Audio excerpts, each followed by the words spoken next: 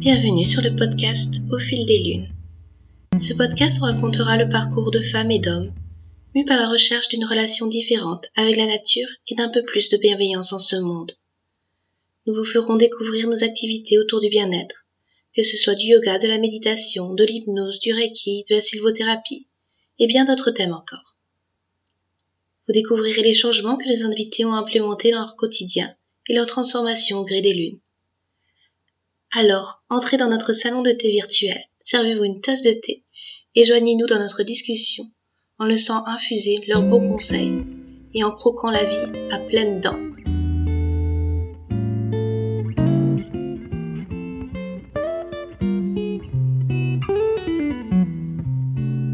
Pour ce 4e épisode, je reçois Nathalie Gruand, fondatrice de l'Académie psychocorporelle intégrative. Depuis toute petite, Nathalie a eu vocation d'aider autrui. Son parcours, d'enseignante dans l'éducation nationale puis dans l'armée, lui a permis d'exprimer sa vocation de bien des façons. Aujourd'hui accompagnatrice au changement, Nathalie a de multiples cordes à son arc. Thérapeute psychocorporelle, hypnothérapeute, coach spécialisé en neurosciences appliquées. Elle combine tout son savoir et les outils comme l'hypnose, la PNL, le tapping, afin d'accompagner ses clients vers un changement durable. Son humour et son dynamisme insufflent une joie de vivre communicative. Toujours dans la générosité, elle nous livre les leçons qu'elle a tirées de son parcours, les difficultés qu'elle a su intégrer et les astuces qu'elle pratique au quotidien pour nous partager dans cette interview son incroyable énergie.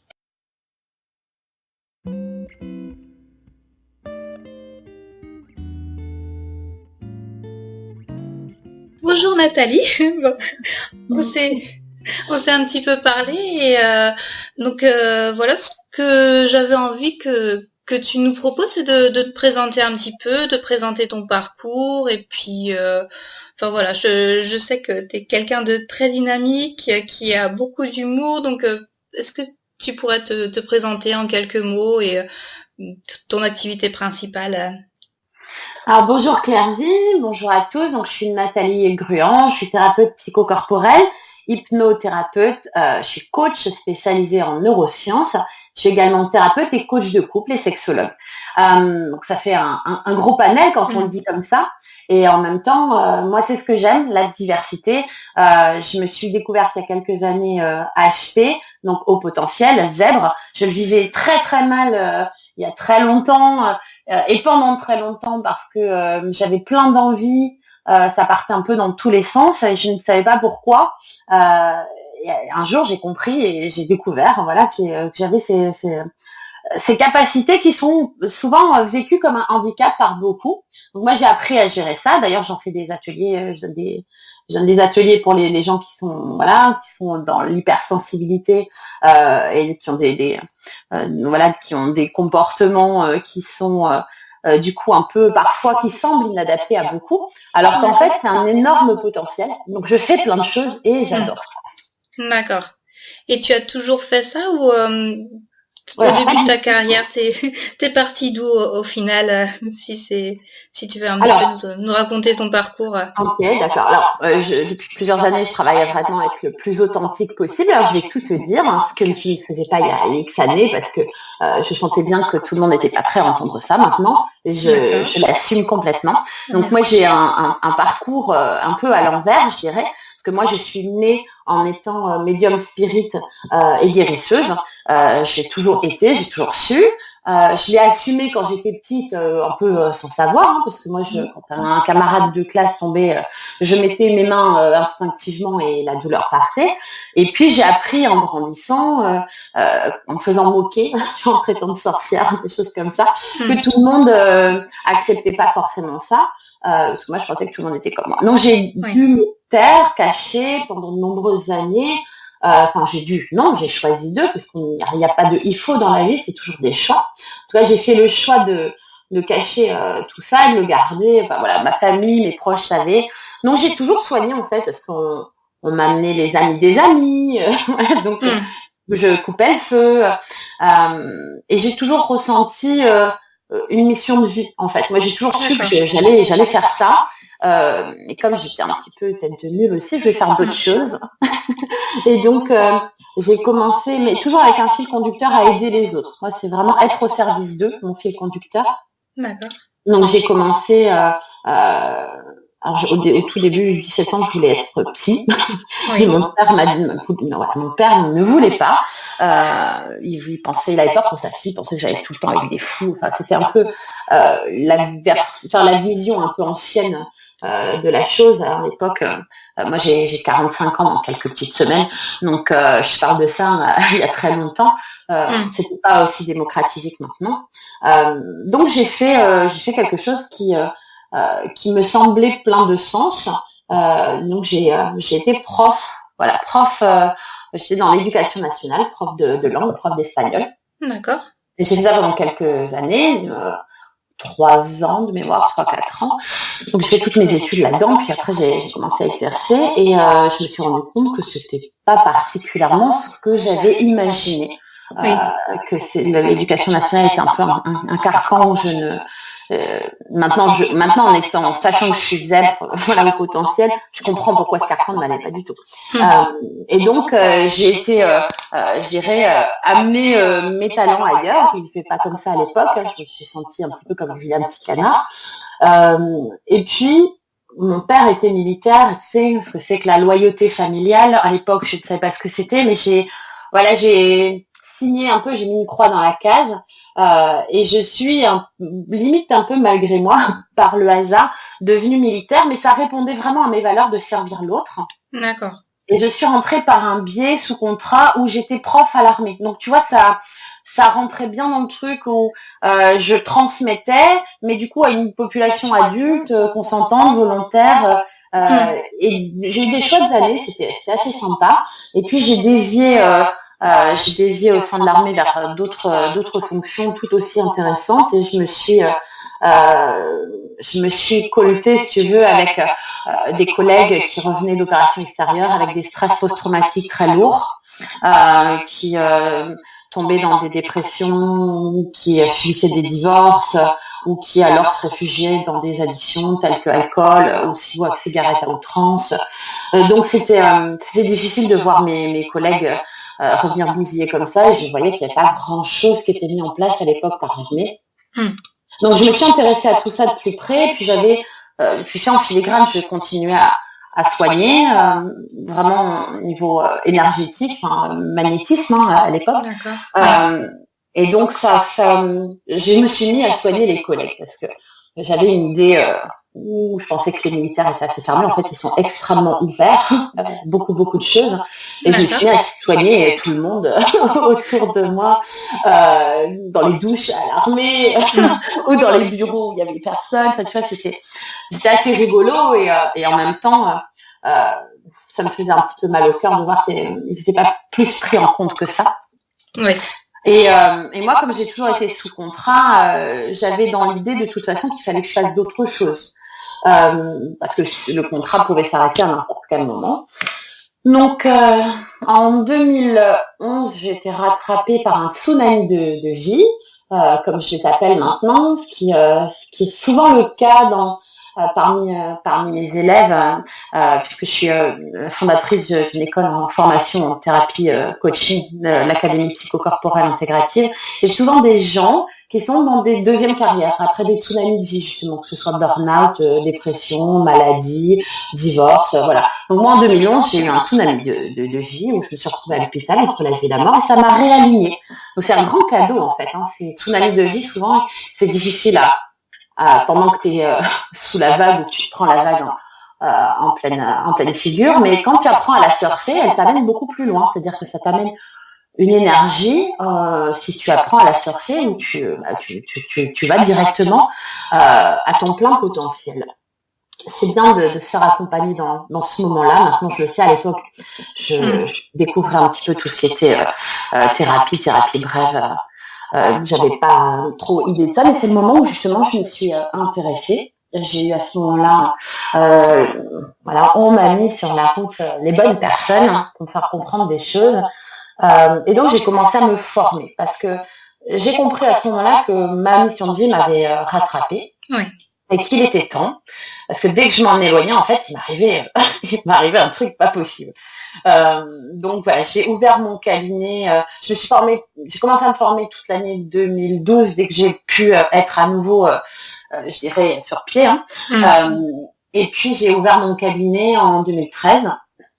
Et donc, depuis 2013, mon cabinet, est ouvert, il marche très bien. Je me suis formée. Alors, j'étais vers mes premières amours, c'est-à-dire que je me suis formée d'abord en énergétique, aux soins reconnectifs, la reconnexion du docteur Eric Pearl, qui est un Américain qui est juste assez incroyable, chiropracteur, médecin, enfin, juste génial. Où là, ça m'a vraiment ouvert un autre monde. Mais je sentais bien qu'il fallait autre chose pour accompagner la parole des gens, tu vois. Parce que les gens, quand tu les aides, alors on n'est pas censé utiliser les mots soigner et guérir. Donc du coup, moi je dis quand je les aide à guérir leur âme, voilà, je dirais comme ça. Ils te parlent, forcément, ils te disent des choses, même quand c'est des soins énergétiques, parce que il y a des émotions qui montent, l'énergie c'est ça, ça fait pleurer, on dit des choses, il y a des images qui remontent parce qu'on a accès direct à l'inconscient. Donc moi j'ai été voir comment je pouvais accompagner tout ça, et mon chemin m'a amené sur l'hypnose, qui est un outil absolument merveilleux et incroyable, où on a accès direct également à l'inconscient, mais je dirais de manière beaucoup plus efficiente qu'avec l'énergétique, parce que là on peut directement parler à l'inconscient. C'est-à-dire que c'est pas l'énergie qui va là où elle a besoin et envie d'aller, ou là où la personne a besoin et envie d'aller, mais là où tu peux vraiment aller faire émerger là où sont les problèmes et les régler directement là où il faut, quoi. Donc je me suis formée en hypnose dans un institut parisien, donc en thérapie brève, en hypnose, puis j'ai enchaîné avec la programmation neurolinguistique, la PNL. Je me suis formée en systémie, je me suis formée, après si tu veux, j'ai commencé à avoir une boulimie de formation parce que j'étais fascinée, très curieuse, ça correspondait vraiment à ce que j'avais envie de faire. Je suis passionnée d'humain. Donc j'ai enchaîné des formations, et puis la dernière que j'ai faite qui a vraiment changé complètement ma manière de faire aussi, c'est le coaching. Donc je suis coach spécialisée en neurosciences, c'est quelque chose qui me passionnait, les neurosciences, parce que je fais vraiment une corrélation entre les neurosciences et l'énergie, l'approche de physique quantique au niveau énergétique. Alors je vais pas rentrer forcément dans les détails, ça pourrait être intéressant d'en parler parce que je trouve que c'est absolument passionnant, surtout qu'en plus maintenant on a fait suffisamment d'expérience pour pouvoir vraiment faire la preuve de comment l'énergie se met en place, de ce que ça soigne et où et comment chez les personnes, et puis comment ça transforme au niveau thérapie brève, comment ça transforme le cerveau. C'est-à-dire que maintenant, grâce aux IRMF, on peut voir, d'ailleurs on le voit très bien en hypnose, quand le cerveau est en hypnose, il y a certaines zones qui s'allument, je dirais, à l'IRM, qui ne sont pas accessibles le reste du temps. Donc c'est un monde absolument passionnant, et donc j'ai mêlé les thérapies brèves, le coaching, l'énergétique avec du tapping, plein de tout ce à quoi je me suis formée, et toute mon expérience de 25 ans avant ça, depuis que je suis gamine en fait. Et ça donne vraiment une très belle approche, une méthode complète qui est hyper efficiente, c'est-à-dire efficace plus bienveillante, et qui va à l'essentiel. C'est le chemin de moindre résistance du Tao. Ça va vraiment droit au but. Et donc, on m'a demandé d'ouvrir mon école. Enfin, j'avais pas forcément ça en tête il y a plusieurs années. Je me sentais pas légitime pour tout te dire. Ouais. Et c'est les gens que je formais, où j'avais fait des petites formations en énergétique, un petit peu en hypnose, par-ci, par-là, à la demande des gens. Et à un moment, la demande était tellement importante que je me suis dit, voilà, Nat, faut y aller, quoi. T'as plus le choix. Et en même temps, je voulais pas, si tu veux, quitter ce monde sans transmettre. Puisque, comme tu as compris, j'étais pas prof pour rien, déjà, il y a longtemps. J'avais vraiment à cœur de transmettre. Et là, c'est une belle méthode, donc c'est intéressant de la transmettre. D'accord. Donc voilà, j'ai fondé l'Académie psychocorporelle intégrative il y a maintenant 1 an. Bon, les prémices c'était avant, mais là maintenant ça tourne vraiment depuis 1 an. Et les cycles, je prends des cycles des petits groupes pour rester dans l'accompagnement proche des gens. Donc actuellement, je prends 13 personnes. Et là, je les suis 6 mois sur le savoir-faire. Donc, ils apprennent vraiment mes plus de 25 ans d'expérience avec tous les outils que j'ai appris. Donc, c'est un énorme gain au niveau financier, puisque moi, j'ai vraiment laissé un bras et demi à force de former. C'est un énorme gain financier, c'est un gain de temps aussi, parce que quand tu finis l'API, enfin l'Académie psychocorporelle intégrative, tu as un métier complet dans les mains. D'accord. Donc voilà, et puis les 6 mois d'après, c'est offert, parce que vu le prix, franchement, c'est offert, mais j'y tenais. Il y a 6 mois de supervision, et il y a un master qui est dédié, c'est-à-dire que les gens que j'ai formés supervisent de manière individuelle, et on a des supervisions de groupe, et avec moi également individuelle par personne pendant 6 mois pour mettre la pratique, parce que pour moi c'est juste insupportable, je te le dis clairement, qu'on aide les autres et qu'on n'en vive pas. Oui. Donc moi, mon but, quand mes élèves sont certifiés, je les accompagne sur 6 mois pour qu'ils puissent développer leur clientèle et qu'ils puissent se dégager de quoi en vivre. Voilà. D'accord. J'ai vu trop de gens qui galéraient financièrement et comme moi, j'ai appris sur le tas et j'ai développé, parce que je supervise depuis des années, j'ai développé une méthode qui fonctionne pour s'installer et développer sa clientèle. Voilà, c'est ce que j'apprends à mes élèves. D'accord, très bien. Et du coup, tes semaines, elles se présentent un petit peu comment par rapport à ces activités? Tu vois beaucoup de gens plus en individuel ou alors c'est plus du coaching collectif? Parce que j'imagine que ton emploi du temps doit être bien rempli avec tous les outils que tu proposes. C'est clair. Alors j'ai un emploi du temps de sinistre, comme je dis toujours. Hein. C'est-à-dire que je suis toujours sur le fil à prendre soin des autres, mais à mettre la sonnette d'alarme, à prendre soin de moi, parce qu'il faut que je dure sur la longueur pour pouvoir transmettre tout ça. Donc comme j'ai déjà fait un burn-out, je pense qu'on y reviendra parce que j'ai fait une double activité. C'était une de tes questions, donc je vais y revenir. Je suis tombée, j'ai fait un bon burn-out. Et donc, du coup, maintenant, je connais les alarmes, j'ai appris à connaître mon corps, les signes de fatigue, et donc je veille. Ça arrive qu'il y ait des fois où je me dis, la semaine prochaine, je fais toute une journée off, parce que j'en ai besoin. Et je prends la journée où il y a le moins de rendez-vous, où je ne peux pas déplacer, tu vois. Mais mes clients le comprennent très bien parce qu'ils voient aussi les activités que j'ai. Tu vois, je déplace 1 ou 2 personnes parfois pour juste me faire une grasse mat, ou tu vois, quand vraiment c'est trop, quoi, tu vois. Mais je le fais pas toutes les semaines, loin de là. Et là, j'ai prévu mes prochaines vacances, rien que ça, c'est trop cool. Oui.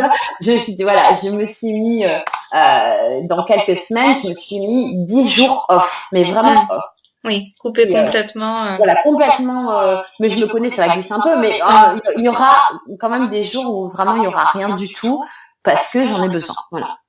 Donc, pour répondre à ta question, j'ai aucune semaine type et je pense que j'en ai besoin et c'est ce que j'adore.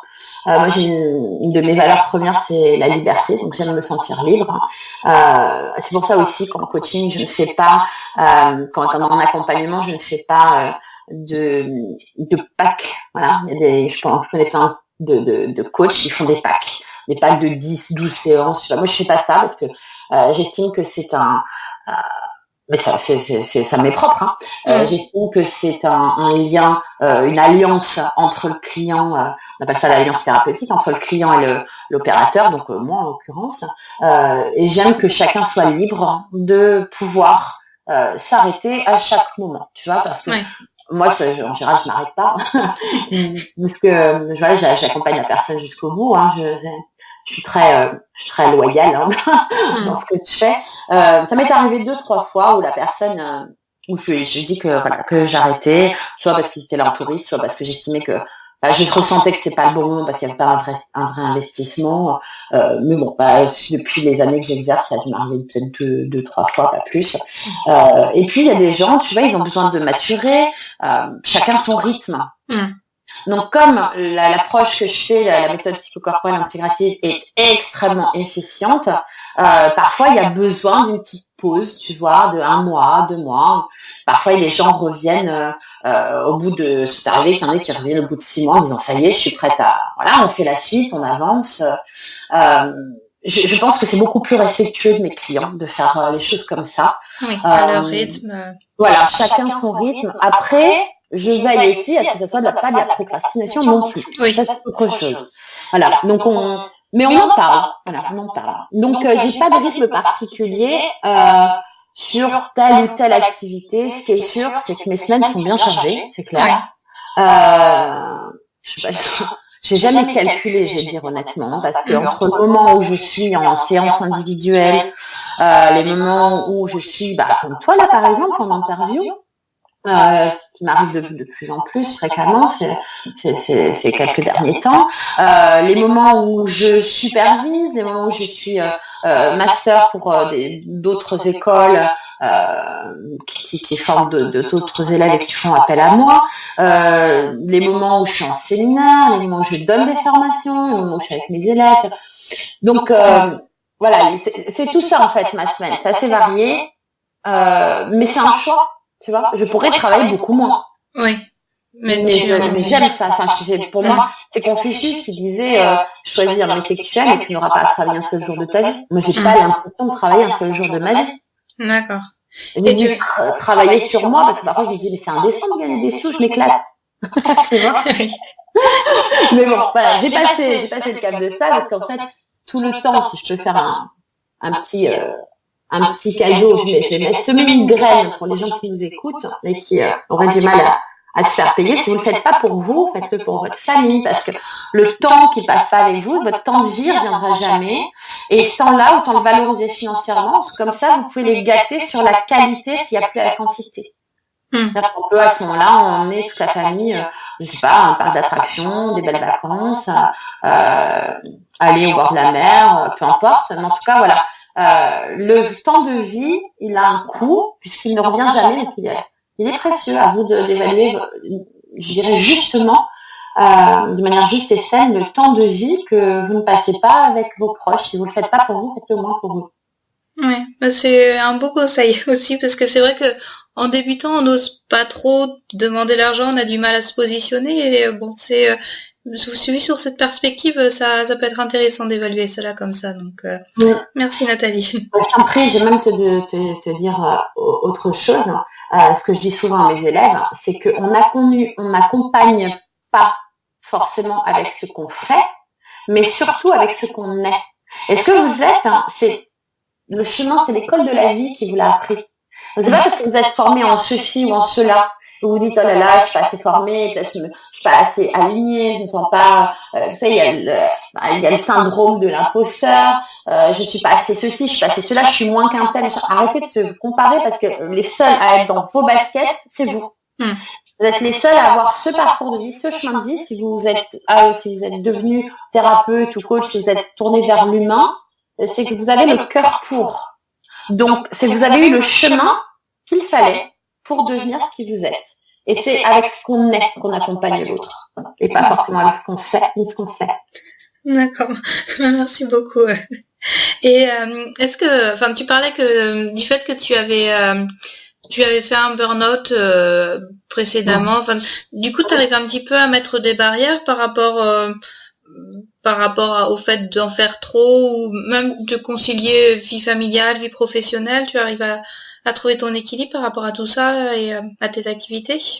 Alors, je dirais que c'est un chemin qui est encore chez moi en devenir. Voilà. Je sais pas si j'ai trouvé mon équilibre. En tout cas, je suis intensément heureuse dans ce que je fais au niveau pro, intensément heureuse dans ce que je suis au niveau perso, et même dans ce que je fais aussi au niveau pro. Je suis alignée. Voilà. Pour moi, le bonheur, c'est tu mets dans ta main gauche ou dans ta main droite, peu importe, tu mets dans une main ce que tu es, tu mets dans l'autre main ce que tu fais, et si ça match, c'est-à-dire si c'est pas dissonant, si c'est pas incongruent, pour moi c'est l'alignement, tu vois.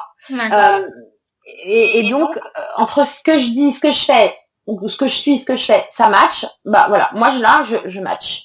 Donc je suis foncièrement heureuse. Maintenant, oui, je sens quand je fatigue, parce que le burn-out, c'est ce qui m'a amené. Il m'a amené de ressentir, d'avoir peut-être un niveau d'alarme, je dirais, qui s'est un petit peu monté vers le haut. Alors qu'avant, il était beaucoup trop bas. J'avais ce qu'on appelle les messages contraignants en coaching, un soi parfait qui était assez haut. Donc et un soi fort aussi qui était assez haut. Et j'y travaille encore à celui-là. Donc du coup, j'avais une grande endurance, tu vois. Mais tu vois, en 2011, comme je te disais, mon corps, il a dit stop. Ouais. Donc à un moment, même si ma tête elle veut, là j'ai bien compris qu'on était une synergie corps-esprit, d'où mon orientation psychocorporelle intégrative dans mon métier. Donc voilà, mon garde-fou, c'est mon corps. Je l'écoute intensément maintenant. J'ai découvert Alice Bourbeau, Jacques Martel, Michel Odoul en 2011, qui ont été mes livres de chevet pendant très très longtemps, où j'ai été écouter les messages du corps et où j'ai compris qu'il y avait un vrai langage du corps qui pour moi devrait être LV1 à l'école, clairement, puisqu'on vit tous dans un corps. Oui. Et c'est dommage, c'est pas le cas. Donc moi, tous mes clients, tous mes élèves, je leur apprends à écouter leur corps intensément, parce que c'est quand même notre vaisseau terrestre pour cette vie. Donc et quand on l'a plus, non plus. Donc c'est juste la base en fait. Donc je l'écoute. Et justement, à ce propos, tu aurais des petites pratiques de bien-être à nous partager, que tu fais toi personnellement ou que tu conseilles à tes élèves, juste dans la routine ou en 5 minutes. Non, je vais te dire, des routines, j'en ai plein. D'accord.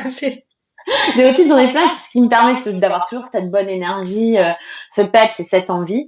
Ma première routine, c'est le matin, quand j'ouvre les yeux, je remercie, je suis en gratitude.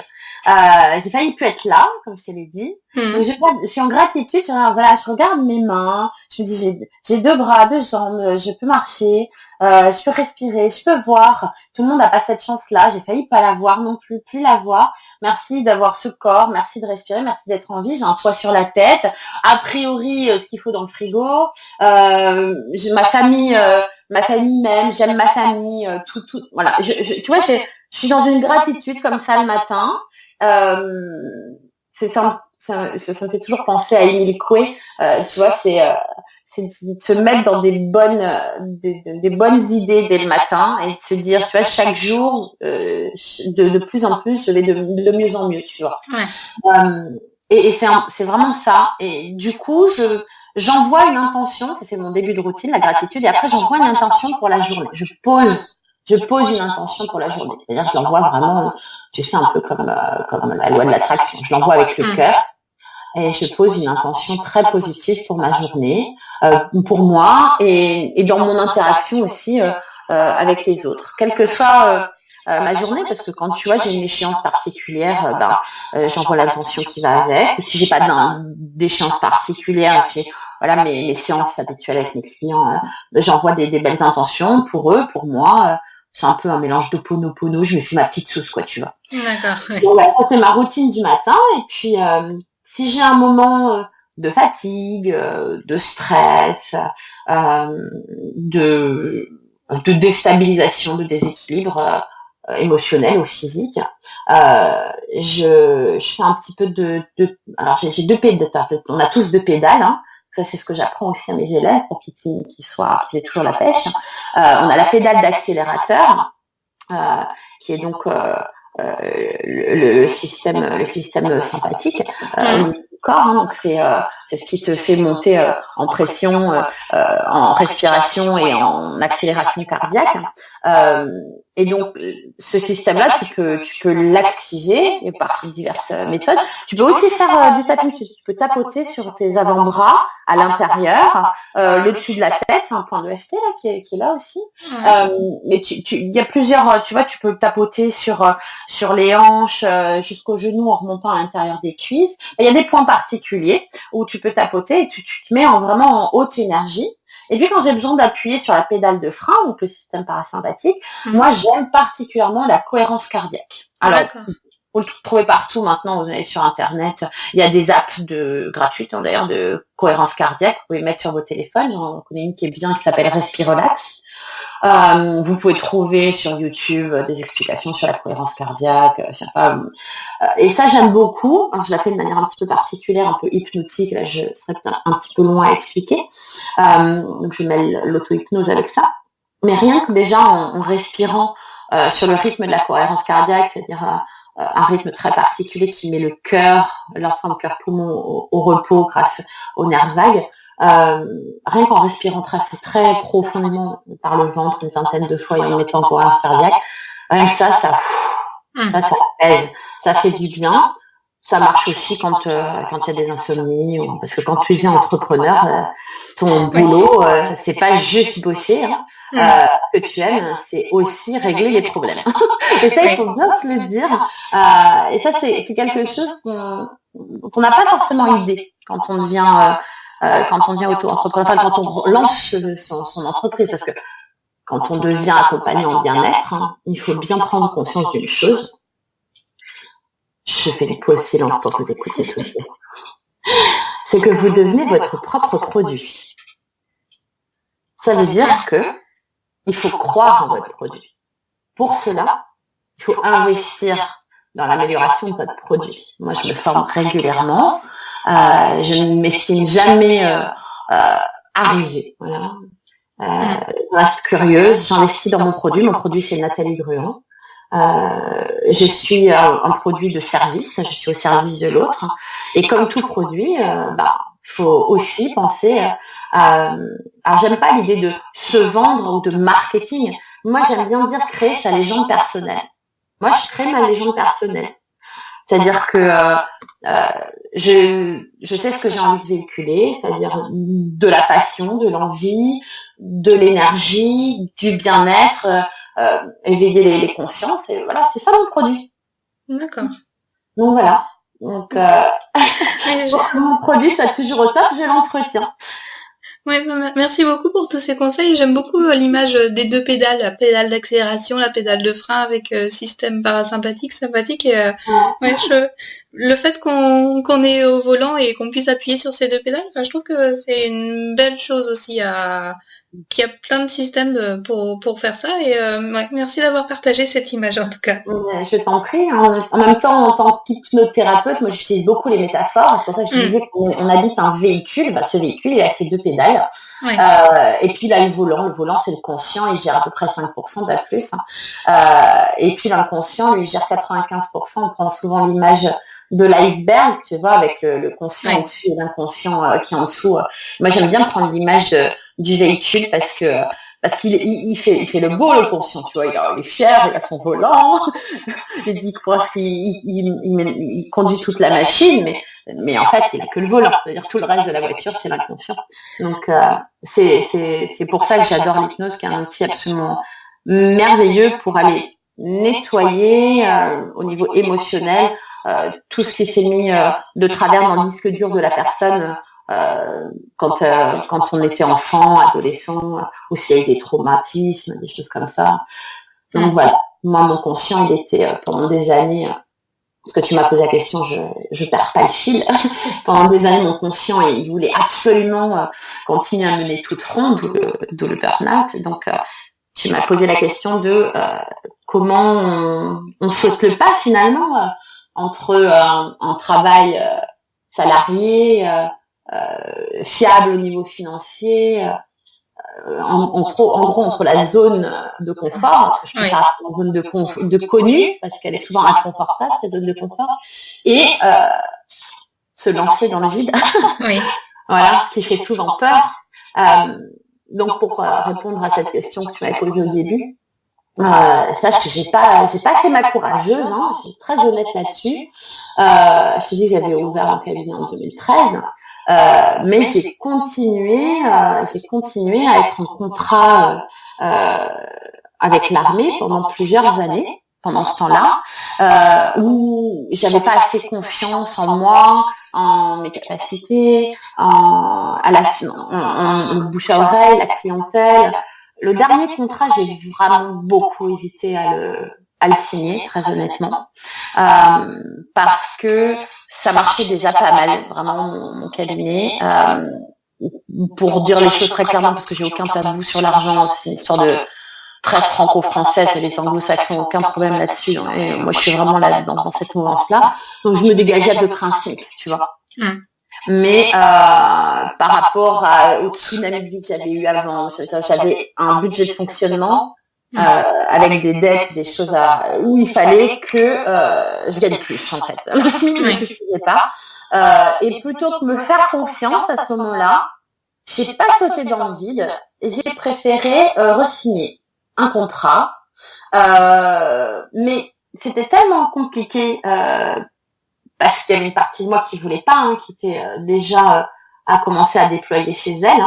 Il a fallu que je les referme mes ailes ou que je volette, on va dire, comme un oisillon que quand je pouvais. Ça a été très compliqué. Mon âme était très en colère. Oui. Et donc, j'ai somatisé plein de choses. Parce que je me suis pas écoutée, je me suis pas fait confiance. Mais c'est pas grave, je l'ai assumé. Tous les matins, tu sais, quand je te dis que je mettais ma routine, tous les matins, je réépousais mon choix. D'accord. Je me remettais sur mon pourquoi. Les anglo-saxons, ils disent le why. Oui. Voilà. Je me remettais sur mon pourquoi tous les matins en disant, tu sais pourquoi tu y vas, tu sais qu'en même temps, il y a un vrai but, que c'est pour pouvoir développer en toute conscience, en toute sérénité financière, que en plus voilà, ça correspondait quand même à mes engagements de servir l'autre. Je veux dire, je surdétestais pas mon boulot au sein du ministère de la Défense, loin de là. J'avais des collègues géniaux. Moi, j'étais officier, donc j'avais quand même une certaine autonomie et voilà. J'aimais ce travail-là quand même, mais il y avait plus l'entrain qu'il y avait les années d'avant. Une fois que après le tsunami, si tu veux, l'entrain il était plus là. On était vraiment sur un travail et plus sur une passion ou une envie. Donc j'ai mené ça de front pendant plusieurs années. Et puis à un moment, il a été enfin temps de déployer les ailes. Et là, j'ai sauté dans le vide et j'ai laissé les ailes se déployer. Et ça, c'est comme ça, du reste, que font les aigles. Je sais pas si tu sais comment ils font, les parents aigles. Ils balancent l'aigle en dehors du nid quand ils l'estiment prêt à voler. Ouais. Et le petit bat des ailes et il y a intérêt à battre fort. D'accord. C'est là où ils se renforcent. C'est l'inconnu. Ouais, c'est là où ils se renforcent. Mais tu vois, du coup, je l'ai payé par un tsunami. Il y a toujours un prix à payer dans les choix. Et ça, il faut bien l'avoir en tête. C'est un conseil de coach que je donne là. Il y a toujours un prix à payer pour chaque choix. Et un non-choix est déjà un choix. Donc, mettez-vous au clair sur le prix à payer selon votre choix. Et choisissez le prix qui vous va le mieux. Pour ça, moi, je conseille de prendre une feuille. Choix A, je reste dans mon boulot, par exemple, ou je continue à faire les deux, parce que là, on parle de ce cas-là, mais c'est valable pour tous les choix. Oui. Choix B, je quitte tout, je me fais confiance et je me lance. Et dans une case, la première case à gauche, tous les points positifs. Et dans la case à droite, on va pas dire les points négatifs, mais on va dire le prix à payer pour chaque chose. D'accord. Et de faire la même chose pour l'autre choix. Et puis là, vous faites... Mais au moins, c'est écrit, c'est visuel. Vous avez tout mis noir sur blanc. Et puis, ça vous permet d'y revenir. Ah, bah tiens, j'avais oublié ça. Ah bah oui, c'est vrai que ça, il va falloir y penser aussi. Voilà. Et de prendre votre temps pour réfléchir aux choses. Moi, je connais des coachs qui poussent les gens qu'ils accompagnent à tout lâcher. C'est la méthode avoir faim, tu vois. Quand t'as faim, t'as pas le choix. T'es obligé de pédaler, d'avancer vite. Moi, je suis pas trop adepte de ça. Je trouve que ça te met la pression pour rien. Je vois des gens qui arrivent au moment où il faut se développer, ils sont déjà exsangues de stress, de manque financier. C'est le moment où ils devraient pouvoir investir un peu, peut-être sur leur pub ou prendre un cabinet ou quoi. Ils ont plus les moyens. Et donc moi je rattrape entre guillemets des gens comme ça qui viennent vers moi et qui me demandent de la supervision et bon, on gère le truc, il n'y a pas de problème, mais mais enfin, voilà. Après, c'est un avis très personnel. Moi, j'ai fait les choses un peu plus en prenant mon temps, en douceur. J'ai été un peu, entre guillemets, victime de mon succès. Je m'y attendais pas, honnêtement. Je m'attendais pas à ce que ça se développe aussi vite. J'ai commencé ça presque 5 ans avant terminer mon contrat. Je me suis dit, bon, vous voyez les coups, je vais avoir une ou deux personnes dans le mois. Ouais. J'ai eu une ou deux personnes dans la semaine, au bout de même pas 2 mois, j'avais une ou deux personnes par jour. Oui, et voilà. Et du coup, il a fallu que je freine. Alors, mais j'ai passé tous mes samedis, toutes mes soirées. Ouais, ça a été compliqué. Le prix à payer a été très dur. C'est le moment où j'ai pas trop vu ma fille grandir. Ça, c'est voilà, c'est un petit regret, c'est un gros regret. Voilà, c'est un gros regret. J'ai mal calculé mon coup, mais bon, voilà, tout est pas toujours parfait. Donc de cette leçon-là, maintenant, je sais que par exemple, tu vois, le mercredi après-midi, elle fait une activité un loisir et dès qu'elle rentre, hop, moi je prends plus de personne. Le mercredi après-midi, c'est pour être avec elle, tu vois. D'accord, oui, donc tu as quand même des barrières assez solides pour te protéger. J'ai appris de mes prix à payer. D'accord. Merci beaucoup d'avoir partagé toute ton expérience et tous tes bons conseils. On sent déjà toute l'énergie qui émane de toi, c'est super vraiment. Et si les gens veulent te retrouver, donc tu as ton site internet nataliegruand.com, c'est bien ça Oui, c'est ça, Nathalie, donc prénom Nathalie, Gruand, Gruand, donc c'est tout attaché, il n'y a pas de point. Donc nataliegruand.com. J'ai ma chaîne YouTube aussi au même nom, donc Nathalie Gruand, ma page Facebook, vous pouvez me suivre, je poste plein de choses, je donne un rendez-vous tous les dimanches à 18h, 18 minutes et 18 secondes environ pour des vidéos qui s'appellent Nat part en live avec des thèmes de développement personnel ou inspirant tous les dimanches. Et puis voilà, ma chaîne YouTube où je mets d'autres vidéos. J'ai une émission que j'ai appelée Passe l'inspirateur, l'émission qui déménage, où je fais venir des gens que je trouve inspirants, voilà, parce que moi j'aime beaucoup, ma communauté, je les appelle les Avengers. Pourquoi ? Parce que c'est les héros du quotidien. Moi je suis pas très admirative, j'ai pas franchement de mentor. Je suis pas admirative de qui que ce soit. Les gens qui réussissent, souvent on réussit à force de travail. Mais tu vois, moi je suis plutôt inspirée par des gens du quotidien. J'en vois, j'ai des Avengers tous les jours dans mon cabinet, moi. Tu vois, j'ai des mamans solo qui mènent des trucs de front de fou. Moi ça me touche particulièrement parce que tout ce que j'ai mené depuis 13 ans, je l'ai menée seule, parce que je suis une maman solo. Enfin, je l'étais jusqu'à il n'y a pas longtemps, parce que maintenant je suis en couple. Mais j'ai été une maman solo et j'ai tout mené de front toute seule. Donc ça me touche particulièrement, tu vois, forcément ça me parle. Il y a des gens qui sont handicapés, qui ne voient le handicap que dans le regard des autres, parce que j'ai plein de potes qui sont en fauteuil roulant et on se parle. On plaisante et voilà, pour moi c'est des gens qui sont vraiment super inspirants, il n'y a rien qui les arrête, ils font des trucs de fou. Et tu vois, c'est ça en fait qui m'inspire, c'est ce que j'avais envie de mettre en avant dans cette émission-là. Donc c'est des gens qui changent leur vie, qui sont inspirants et qui sont pas forcément connus. Donc moi je les mets un peu en lumière, tu vois, pour inspirer d'autres personnes à vivre une vie qui fait envie. Ouais. Félicitations pour tout ce que tu fais en tout cas, et puis merci beaucoup pour ce temps passé. Du coup, je pense que on va arrêter là, puis l'enregistrement, puis à très bientôt Nathalie. Merci Claire, à bientôt, au revoir.